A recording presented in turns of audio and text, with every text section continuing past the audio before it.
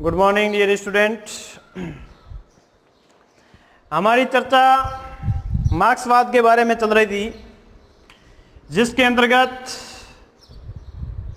हमने मार्क्सवाद के अंतर्गत पहला सिद्धांत पढ़ लिया था, द्वंद्वात्मक भौतिकवाद का सिद्धांत। दूसरा सिद्धांत चल रहा था इतिहास की आर्थिक व्याख्या। इतिहास की आर्थिक व्याख्या के अंतर्गत हमने ये देखा कि इतिहास जो हैं उनको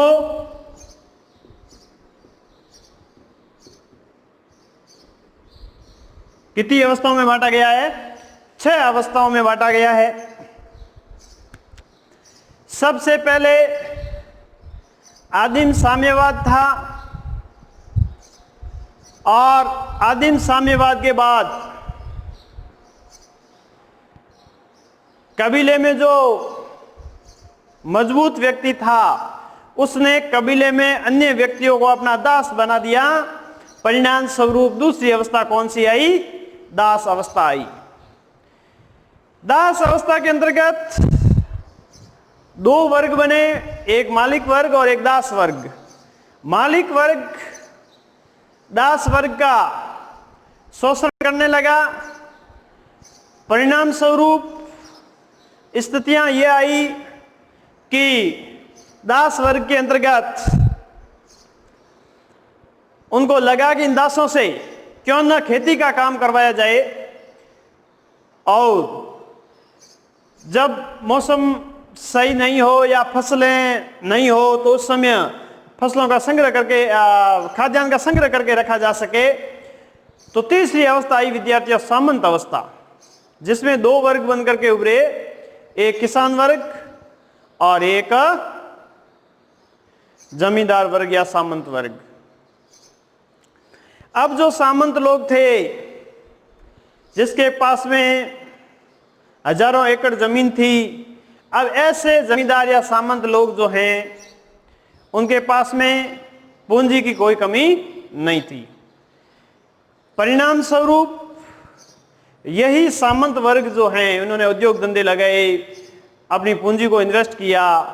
तो चौथी अवस्था आई विद्यार्थियों पूंजीवादी अवस्था। कौन सी अवस्था आई? पूंजीवादी अवस्था आई। इस पूंजीवादी अवस्था के अंतर्गत 2 वर्ग उभर करके सामने आए। एक सर्वहारा वर्ग जिसके अंतर्गत किसान हैं, मजदूर है, सामान्य वर्ग के लोग आते थे, और दूसरा वर्ग जो था विद्यार्थियों पूंजीपति वर्ग था, एक शोषक वर्ग था जिसका अर्थव्यवस्था के आधार पर नियंत्रण था।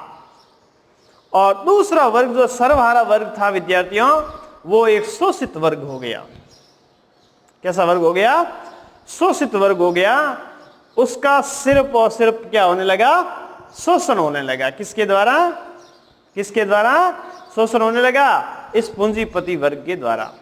फिर वर्ग संघर्ष की स्थिति पैदा हुई, क्योंकि जब पानी सिर के ऊपर से बहने लगता है तो सीधी बात है, जब असंतोष अपने चरम पर होता है तो ऐसी स्थिति में विद्रोह होना अवश्यभावी है।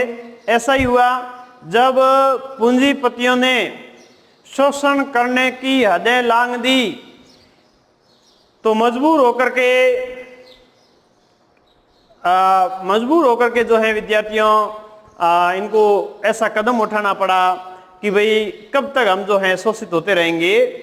तो जब शोषण की हदें पार हुई तो शोषित वर्ग के अंदर जागरूकता आई, और इस असंतोष के कारण दोनों में वर्ग संघर्ष उत्पन्न हो गया। इसी वर्ग संघर्ष के दौरान स्थितियां ये आई विद्यार्थियों कि ये संख्या में मजदूर वर्ग या सर्वहारा वर्ग के लोग जो है संख्या में अधिक थे, पूंजीपति लोग संख्या में कम थे। परिणाम स्वरूप उन्हें हार का सामना करना पड़ा। तो अगली अवस्था जो आती है विद्यार्थियों, उसमें सर्वहारा वर्ग का अधिनायकवाद स्थापित हो जाता है। वे अपना अधिनायकवाद स्थापित कर देते हैं। पूंजीपति या तो पूंजीपति वर्ग के लोग सरवारा वर्ग में शामिल हो जाते हैं, या शोषण के अंदर समाप्त हो ये अपने संघर्ष के अंदर समाप्त हो जाते हैं, और या जो हैं वो संघर्ष कर रहे होते हैं। लेकिन अभी तक पूंजीपति वर्ग जो है पूर्ण तरीके से समाप्त नहीं हुआ है। 5 व्यवस्था के अंदर सरवारा वर्ग का क्या स्थापित हुआ है? अधिनायकवाद स्थापित हुआ है। तो अब 5 व्यवस्था के अंदर सरवारा वर्ग का अधिनायकवाद स्थापित हो गया। अब अगली अवस्था आती है, छठी अवस्था। इस अवस्था के अंतर्गत विद्यार्थियों क्या होता है कि सरवारा वर्ग का जो अधिनायकवाद है, इससे पूंजीपतियों का अस्तित्व धीरे धीरे समाप्त होने लगता है और वापस साम्यवादी अवस्था आ जाती है। तो यह इतिहास का चक्र है।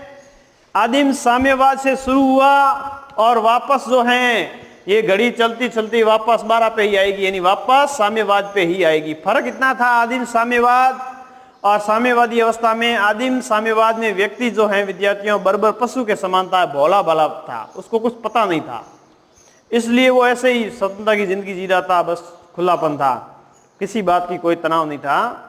लेकिन अब जो साम्यवादी अवस्था है विद्यार्थियों, उसमें सब कुछ होगा तो बराबर, कोई वर्ग नहीं होगा, लेकिन अब जो मानव जो है वो सभ्य है, मानव जो है वो समझदार है। पहले की भांति एक बर्बर पशु की भांति जीवन जीने वाला मानव नहीं है। तो इस प्रकार से विद्यार्थियों का देखा जाए तो मार्क्सवाद के अनुसार समाज में 2 भाग होते हैं।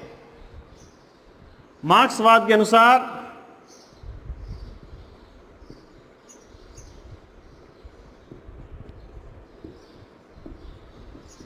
समाज के 2 भाग होते हैं। समाज के 2 भाग होते हैं। मार्क्सवाद में हम सिद्धांत पढ़ रहे हैं, इतिहास की आर्थिक व्याख्या। इतिहास की आर्थिक व्याख्या।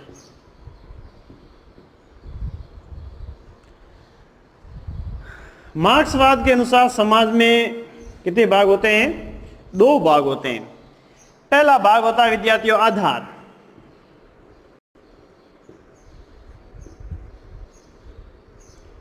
जिनका अर्थव्यवस्था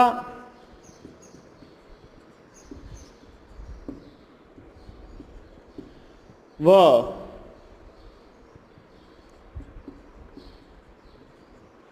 उत्पादन पर अधिकार होता है,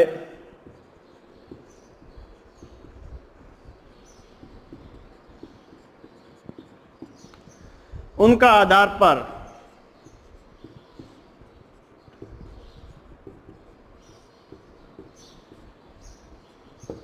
नियंत्रण होता है।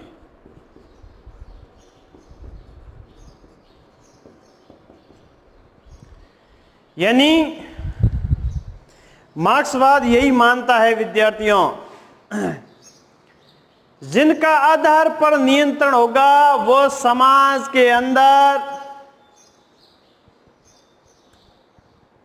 आधार पर नियंत्रण वाला वर्ग,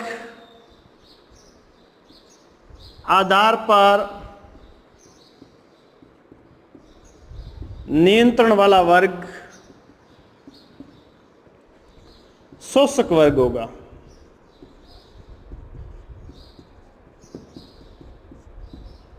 आधार पर नियंत्रण वाला वर्ग कौन सा होगा? शोषक वर्ग होगा। और उसके अधीन और इसके अधीन रहने वाले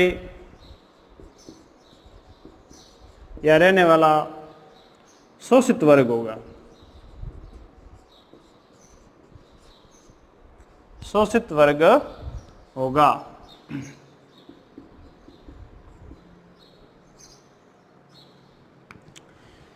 यानी मार्क्सवाद यही मानता है कि सबसे पहले जरूरी है आधार पर नियंत्रण स्थापित करना।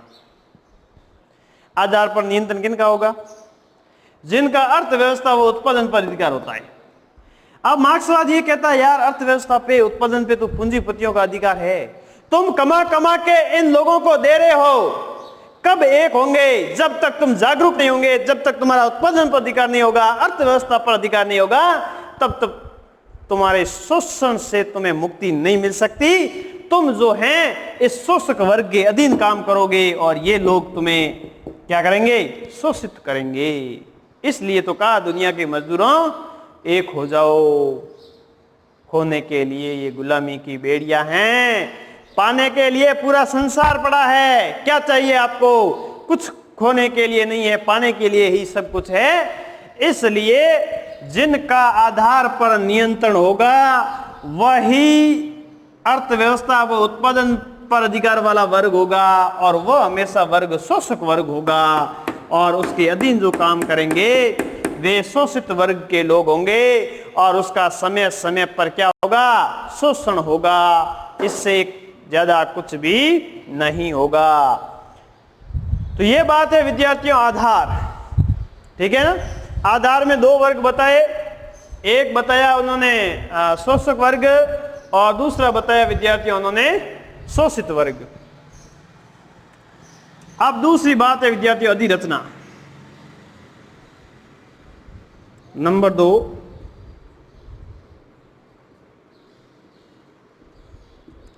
अधिरचना। इसमें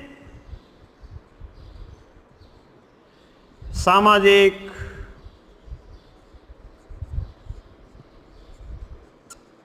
आर्थिक,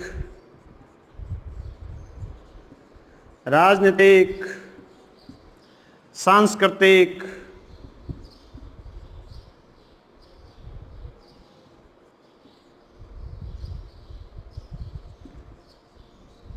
सांस्कृतिक क्षेत्र शामिल है, ठीक है। तो ये है विद्यार्थी अधिरचना। एक है आधार और दूसरा है विद्यार्थियों अधिरचना। तो इस प्रकार से मार्क्सवाद के अनुसार समाज में कितने भाग होते हैं? 2 भाग होते हैं। एक भाग है आधार और दूसरा भाग है अधिरचना। जिसका आधार पर नियंत्रण होगा वह शोषक वर्ग होगा, और उसके अधीन रहने वाला कौन होगा? शोषित वर्ग होगा। और इसी आधार के आधार पर विद्यार्थियों समाज की एक अधिरचना बनती है, जिसमें सामाजिक, आर्थिक, राजनीतिक, सांस्कृतिक सभी क्षेत्र शामिल होते हैं। तो ये बात हुई विद्यार्थियों मार्क्सवाद के अनुसार समाज के 2 भाग कौन से हैं उनकी बात हुई। अब हम चर्चा करेंगे विद्यार्थियों इतिहास के आर्थिक व्याख्या के निष्कर्ष क्या निकले। इतिहास की आर्थिक व्याख्या के निष्कर्ष। इतिहास की जो हमने आर्थिक व्याख्या की, किस प्रकार से ये देखा कि इतिहास इस बात का गवाह है कि जिसका आधार पर नियंत्रण हुआ अधिरचना पर भी नियंत्रण हो जाएगा, लेकिन इनके लिए अर्थव्यवस्था पर और उत्पादन पर नियंत्रण होना जरूरी है। तो अब हम पढ़ेंगे विद्यार्थियों इतिहास की आर्थिक व्याख्या के निष्कर्ष। इतिहास की आर्थिक व्याख्या के निष्कर्ष।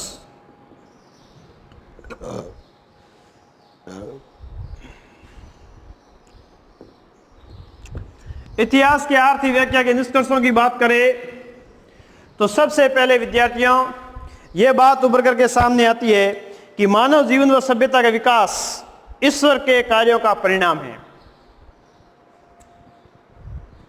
मानव सभ्यता व इतिहास का विकास, यानी मानव सभ्यता की बात करें या इतिहास की बात करें, मानव जीवन व सभ्यता का विकास ईश्वर के विचारों व कार्यों का परिणाम है। ईश्वर के कार्यों, मानव सभ्यता व इतिहास का विकास ईश्वर के विचारों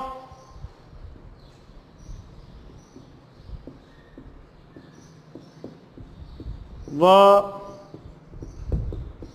कार्यों का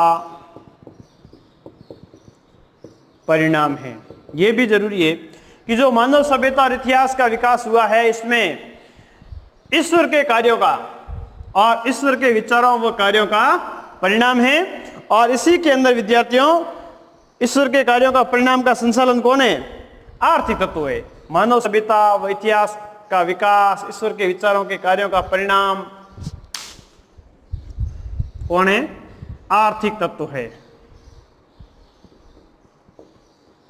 आर्थिक तत्व है। यानी कहने का मतलब यही है सभी बातों का मूल एक ही है।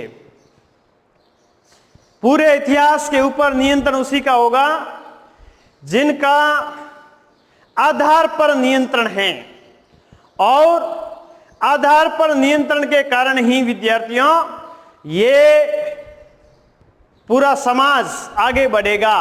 इस आधार के बिना समाज आगे नहीं बढ़ेगा, लेकिन आधार पर नियंत्रण उसका होगा जिनका अर्थव्यवस्था पे नियंत्रण है, साथ साथ में आर्थिक तत्वों पर नियंत्रण। तो सभी जड़ों की मूल जो है विद्यार्थी वो आर्थिक तत्व है। क्योंकि आपने देखा कि आर्थिक तत्व से ही बाकी तत्व संचालित हो रहे हैं।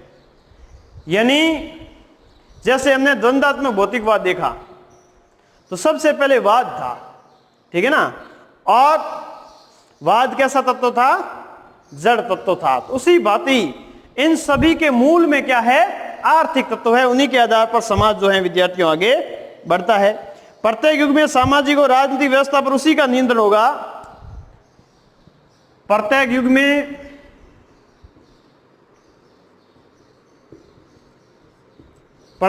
में सामाजिक व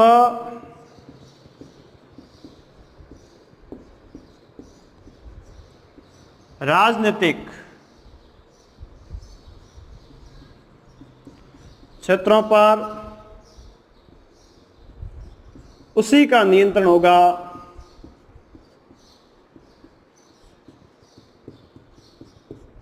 जिनका आर्थिक तत्वों पर नियंत्रण है। जिनका आर्थिक तत्वों पर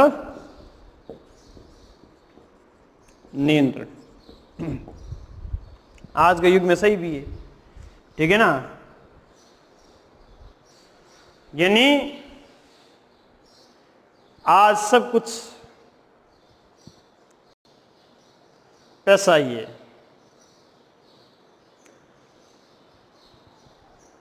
तो समाज के अंदर उसका रेपुटेशन होगा जिसके पास में क्या है? पैसा है। राजनीति के अंदर उसी को अवसर मिलेंगे जिनके पास में क्या है?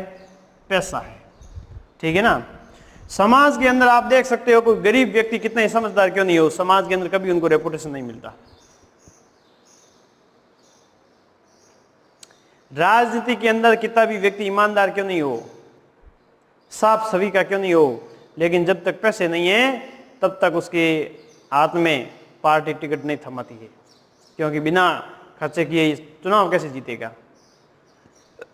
तो आज की यानी प्रत्येक युग की बात कही गई है इसमें। वास्तव में इस बातों में मार्क्सवाद सही भी है कि सामाजिक और आर्थिक क्षेत्र में उसी का नियंत्रण होगा जिनका आर्थिक तत्वों पर नियंत्रण है, ठीक है ना। अब पास में नहीं है दाने बुढ़िया चली भुनाने, ऐसी अवस्था आएगी तो सत्ता कभी हासिल होने वाली नहीं है। तो प्रत्येक युग में विद्यार्थियों सामाजिक राजनीतिक व्यवस्था पर उसी का नियंत्रण होता है जिनका आर्थिक व्यवस्था पर नियंत्रण होता है। आर्थिक परिवर्तनों से राजनीतिक और सामाजिक परिवर्तन होता है। आर्थिक परिवर्तनों से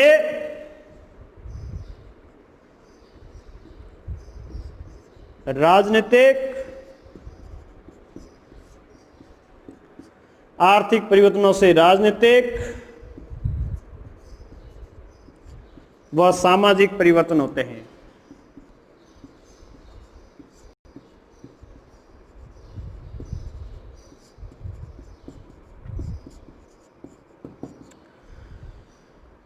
जब आर्थिक परिवर्तन होते हैं तो आर्थिक परिवर्तनों के साथ साथ में कौन से परिवर्तन देखने को मिलते हैं? राजनीतिक और सामाजिक परिवर्तन भी देखने को मिलते हैं। प्यारे विद्यार्थियों, आज भी देखते हैं जब आर्थिक हालात बदल जाते हैं, जैसे 1992 के अंदर जो मंदी आई, परिणाम स्वरूप भारत को उदारवाद की तरफ झुकाव बढ़ा, तो राजनीतिक परिदृश्य और हमारे समाज का जो परिदृश्य है वो बदल गया। एफडीआई बढ़ने लगी, विदेशी निवेश बढ़ा, फॉरेन डायरेक्ट इन्वेस्टमेंट, विदेशी कंपनियों का हमारे भारत में आगमन हुआ, बहुराष्ट्रीय कंपनियां आई, ठीक है ना। अब हम पता ही नहीं चल रहा है कि कौन सी मेड इन इंडिया है, कौन सी मेड इन फॉरेन है वस्तु, कुछ पता ही नहीं चलता है। तो ये आर्थिक परिवर्तन जब होते हैं विद्यार्थियों, राजनीतिक और सामाजिक परिवर्तन भी होते हैं। कई बार देखते हैं कि आर्थिक मंदी से कोई सरकार उसको उबारने में असफल रहती है, तो आने वाले समय में चुनाव में हार का सामना भी करना पड़ता है, ये भी हमने देखा। साथ साथ में अब हम ये देखेंगे विद्यार्थियों कि आदिम साम्यवाद को छोड़कर पूंजीवाद तक वर्ग संघर्ष विद्यमान रहता है। आदिम साम्यवाद को छोड़कर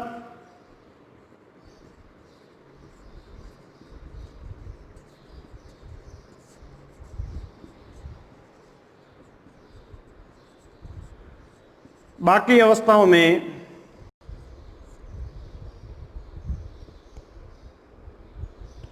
अन्य अवस्थाओं में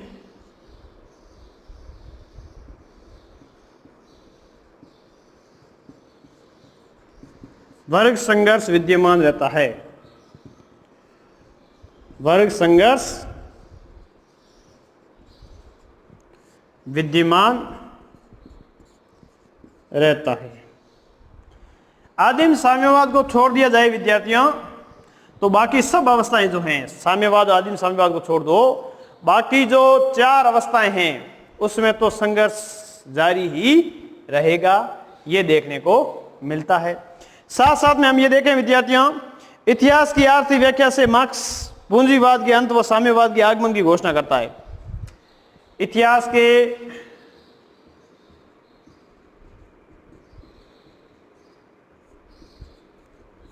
की आर्थिक व्याख्या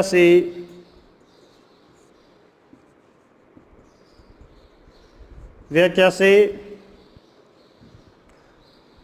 मार्क्स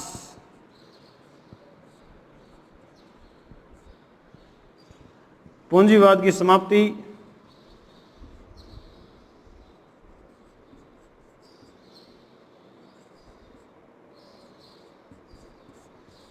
साम्यवाद के आगमन वह साम्यवाद के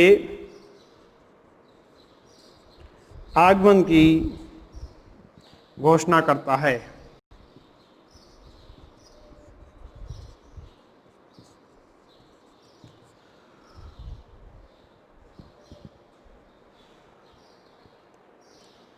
अगर इतिहास की आर्थिक व्याख्या से सिद्धांत की बात करें, तो इसमें मार्क्सवाद कहता है कि भाई जब चौथी अवस्था आएगी पूंजीवादी अवस्था, उसके अंदर पूंजीवाद जो हैं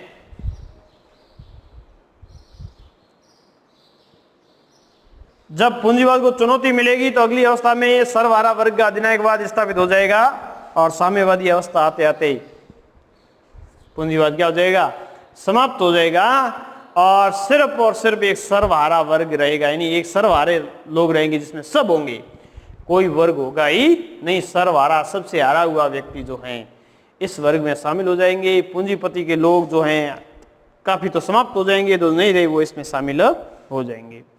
अब इसकी आलोचना की बात की जाए, इतिहास की आर्थिक व्याख्या की आलोचना, तो आलोचना में ये बात है विद्यार्थियों, आलोचना इतिहास की आर्थिक व्याख्या के सिद्धांत की, अगर आलोचना की बात की जाए तो ये बात उभर करके सामने आती है, आर्थिक तत्वों पर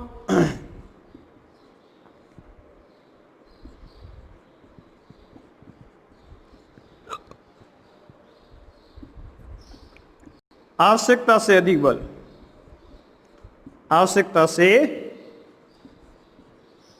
अधिक बल, यानी सब कुछ आर्थिक तत्वों पर डिपेंड नहीं होता।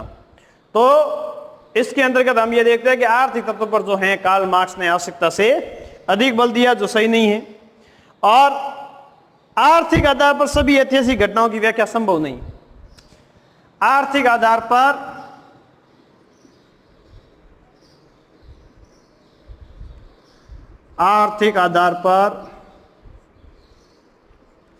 सभी घटनाओं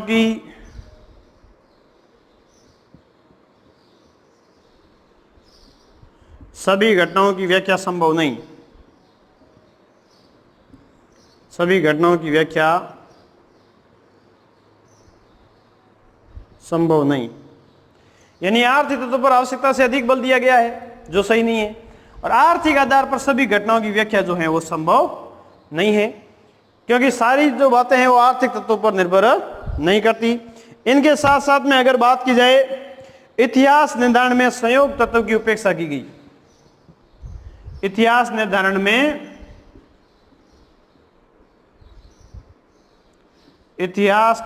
में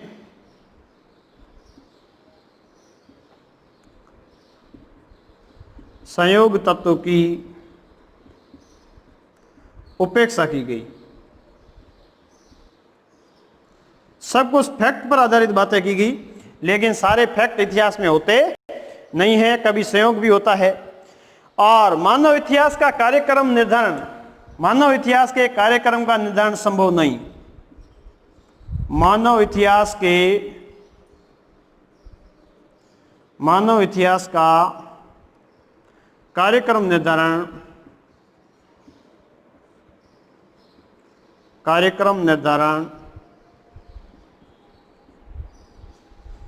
संभव नहीं।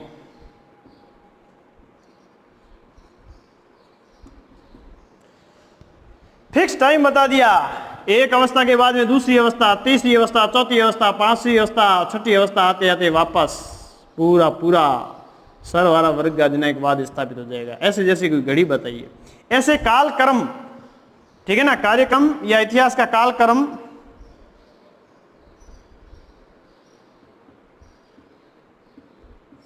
कालक्रम निर्धारण करना संभव नहीं।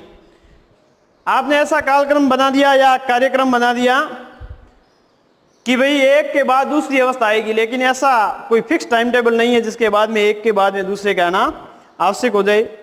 साथ साथ में आर्थिक संबंधों को राजनीतिक शक्ति के द्वारा बदला जा सकता है।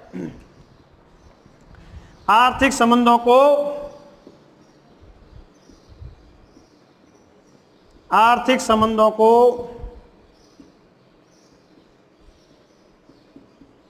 राजनीतिक शक्ति द्वारा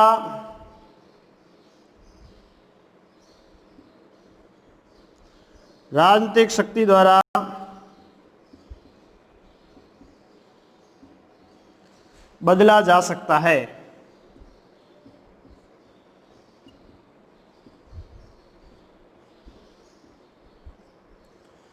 आर्थिक संबंधों को राजनीतिक शक्ति जो हैं इनके द्वारा बदला जा सकता है। कई बार हम देखते हैं पॉलिटिकल पावर जो होता है उसके पास में पहले तो कुछ नहीं होता है, जब ऐसे तैसे करके चुनाव भी उधार ला करके लड़ते हैं, लेकिन जैसे ही चुनाव लड़ने के बाद जीत हासिल करते हैं, अगले चुनाव तक तो वे करोड़ों अरबों की संपत्तियों के मालिक बन जाते हैं। यानी कई बार ऐसा भी होता है कि राजनीतिक शक्ति के द्वारा भी आर्थिक संबंधों को बदला जा सकता है। इतिहास की धारणा का राज्यहीन समाज पर आकर रुकना संभव नहीं। इतिहास की धारणा का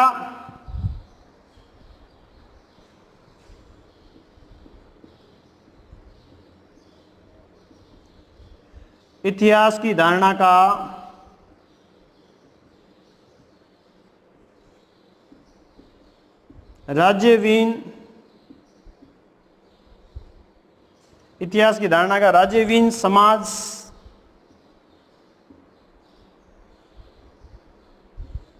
पर आकर रुकना